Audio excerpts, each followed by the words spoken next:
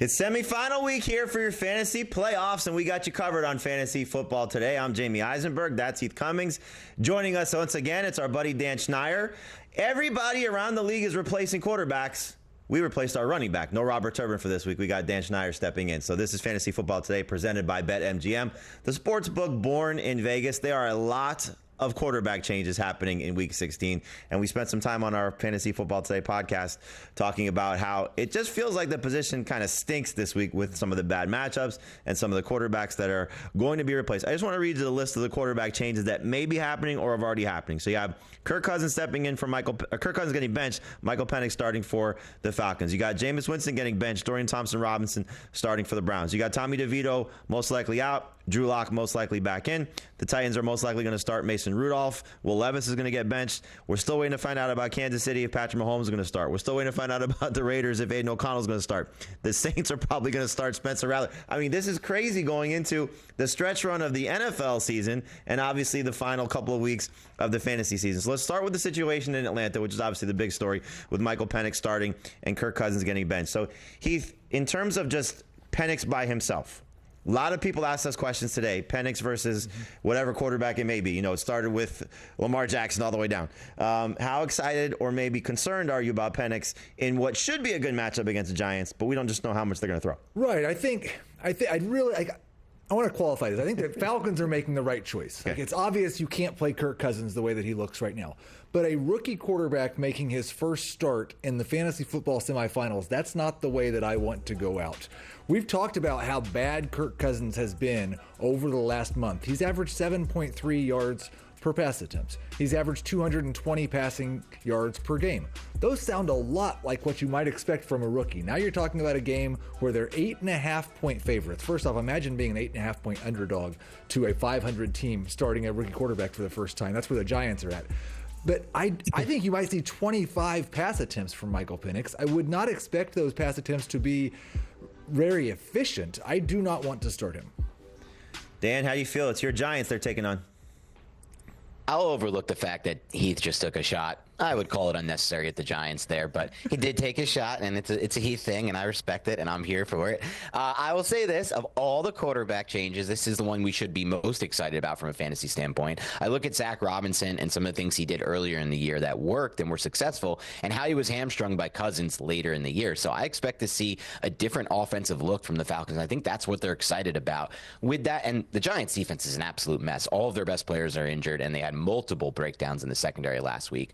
So everything is set up for Penix to surprise, but I think Heath said it best. We're looking at the fantasy semifinals. There's just that trust factor we have here, and this offense has gotten very run-heavy now. Is that because of Cousins and how much he's limited that offense? We'll find that out. I'd rather not gamble on that in my fantasy semifinals as well. Are you changing your outlook for Drake London, for Darnell Mooney, for Kyle Pitts because of this, knowing that we may see some more downfield throws? We may see some more explosive plays, but we also may see, some inaccurate throws as well. Right. For the most part, no. I was starting London before. I'm starting London now. I didn't want to start anyone else before. I don't want to start anyone else now. I did actually downgrade London and Mooney just a little bit in terms of where they're ranked because I don't project as many total pass attempts. As bad as things have been for London over the last few weeks, he also had a game where he saw 16 targets in the game. All of Kirk Cousins' passes were going to Drake London. And the problem with Mooney is that over the last month, Ray McLeod has seen more targets than he has.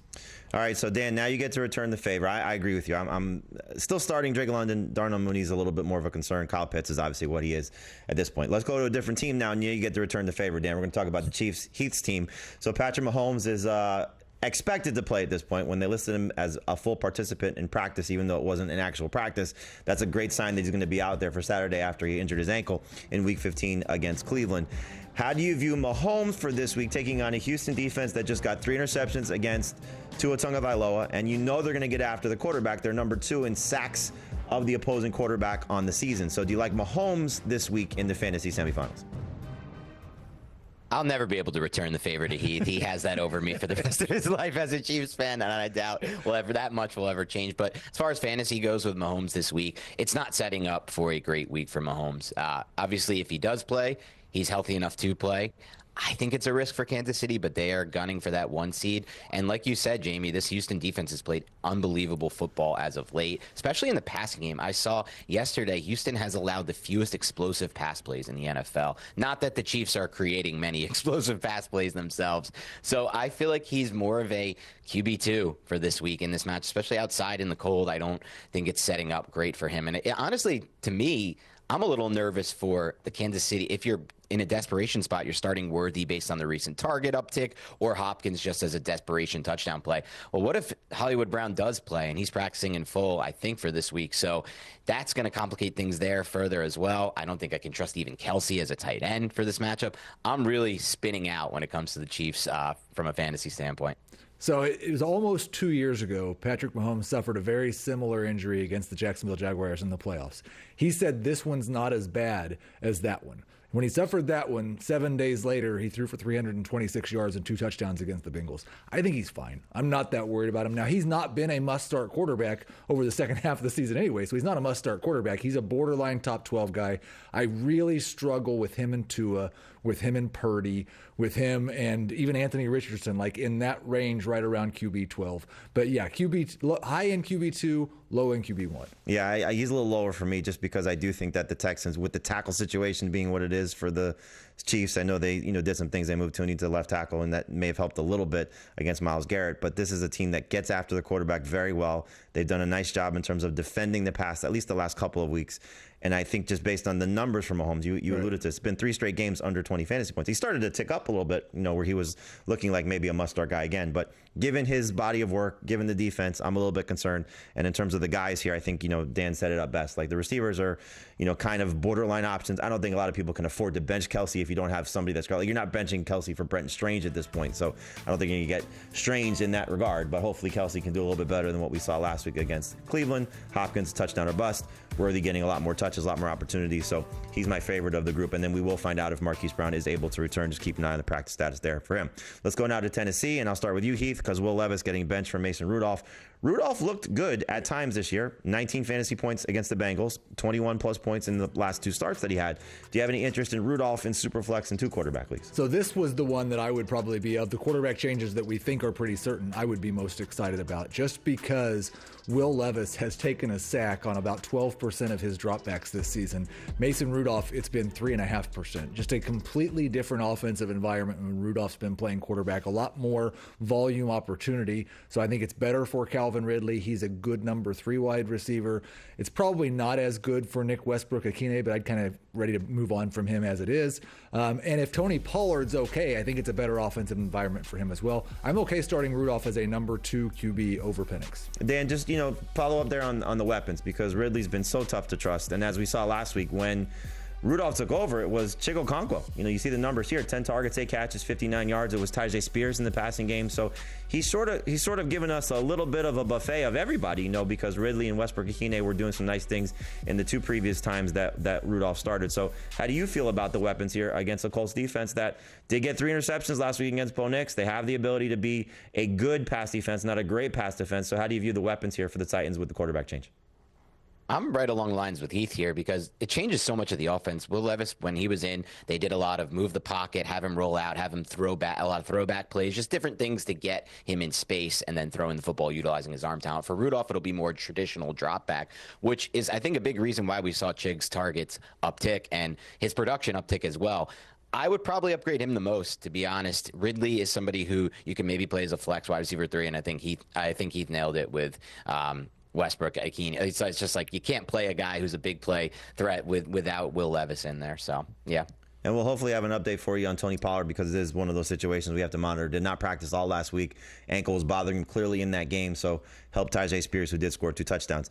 This situation scares me the most, and that's in Cleveland. It's Jameis Winston getting benched for Dorian Thompson-Robinson. So, Dan, obviously you agree here.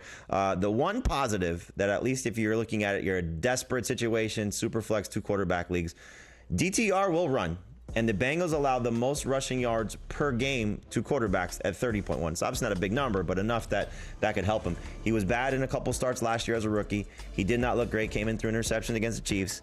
But let's talk about the passing options here for Cleveland. So, Dan, when you look at Jerry Jeudy, Elijah Moore, Cedric Tillman, if he plays, David Njoku, if he plays, for me, they're all downgrades. How do you feel about these guys? It's funny, Jamie, because yesterday on Beyond the Box Score, we played a little game, and it was Jerry Jeudy verse. And for me, I'm very extreme in my take here. I would bench Jerry Jeudy in almost any spot this week, as well as all of the Cleveland pass catchers. I don't think this is as good a spot based on the matchup as others do. Yes, Cincinnati defense, it's struggling, but cold weather in Cincinnati that time of year and a divisional matchup, somebody who's seen this Kevin Stefanski offense. And everything I've seen from Dorian Thompson-Robinson tells me that he's not going to keep this offense on rhythm, on time. So a lot of the plays are going to have to be made out of structure, which should be good for Jeudy, but I'm not so necessarily sure that DTR has the arm talent to take advantage of what Judy's skill set is. And you look at it, I mean, there is no situation where you're having as much of a downgrade from realized air yardage with Jameis Winston to without Jameis Winston, especially going to DTR. So for me, it's very extreme. I'm benching all Brown skill players. I'm moving closer to moving Jeudy down even more than I have so far right now. It's just hard when you've got a guy that over the last 2 months of the season has been the number 3 wide receiver in fantasy to just say, no, there's no chance I'm starting him. But Dorian Thompson-Robinson actually has a higher career interception rate than Jameis's interception rate this season. He's averaged 3.7 yards per pass attempt, which is about half of Jameis Winston. I'm still okay with Jerome Ford as an RB2. I think I'm ready to move Jerry Jeudy down into that low-end number 3 wide receiver range. Do you go into this thinking that if he struggles, DTR struggles, they make a switch back to Jameis? You can't start your fantasy team that way, right, but there's that possibility. I do like the fact that it was reported today that Jameis is going to be the backup. He's willing to serve as the backup. He's not asking to be released or anything. So I do think that like there's that hope, but it's just a hope. Right. It's just it's so frustrating. Like here, like you said this on a couple of our shows last week, like, okay, maybe Jameis will struggle against the Chiefs. That's fine. Yeah. Just get him to Cincinnati. Right. Get him to the Bengals game. Let's see what he can do. We got robbed of this matchup for Jameis Winston throwing the ball over the place against a defense that can't stop anything. And here we go. Just very frustrating. So, yeah, Jerry Jeudy, you said this on our show, number 5 receiver in fantasy.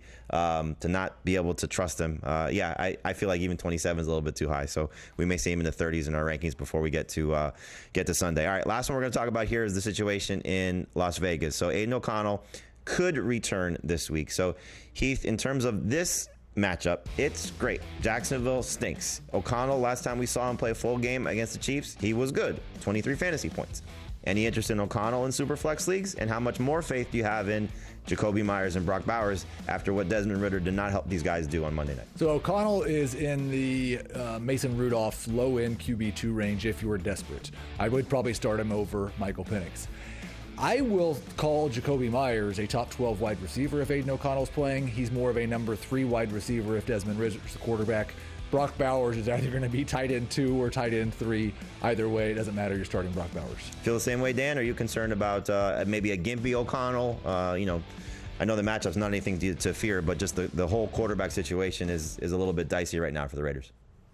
No, I'm definitely upgrading these players if O'Connell plays. And it looked like just from watching him in pregame warmups, he was close last week. So I think he will play in this matchup. It makes such a difference for both Bowers and Myers, in my mind at least. Desmond Ridder just can't simply keep that offense on time and in rhythm at all. I went back and watched the tape. It was very ugly. Now, his first start, we've seen that with Cooper Rush. Other these players, they have a little bit more time and they get a little bit better. Ridder's had a lot of opportunity at the NFL level, and I'm just not so sure he's there. If only he threw a couple more passes to Jacoby Myers and one less interception, I'd be a little bit happier this week. And Heath would be a little bit more sad, as you probably saw in our social media accounts. Heath beat me in a Dynasty League matchup on a Hail Mary interception that Jesse Bates caught, and I end up losing. Heath, hopefully you go on and win the entire league. All right, we'll take a break right now here on Fantasy Football Today. When we come back, and take a look at the roster trends and preview Thursday night's game. I know we usually do that a little bit sooner, but we want to get to all the quarterback news. So coming up, we'll preview Broncos, Chargers, show you the most added players. That's next on FFT.